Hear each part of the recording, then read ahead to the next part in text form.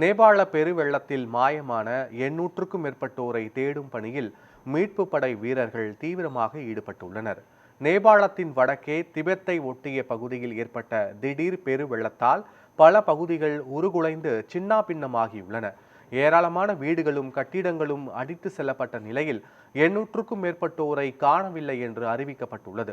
சுற்றுலா பயணிகள் சுமார் 600 பேரை தொடர்பு கொள்ள முடியவில்லை என்று அதிகாரிகள் தெரிவித்தனர்.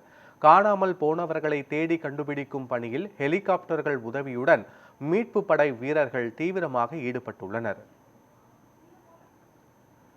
இதனிடையே நேபாள பெருவெள்ளத்தில் சிக்கி உயிரிழந்த 160க்கும் மேற்பட்டோரின் உடல்கள் மீட்கப்பட்டிருப்பதாக அதிகாரிகள் தெரிவித்தனர். மீட்பு பணிகள் தொடர்ந்து நடைபெற்று வரும் நிலையில் உயிரிழப்பு எண்ணிக்கை மேலும் அதிகரிக்கும் என்று அஞ்சப்படுகிறது.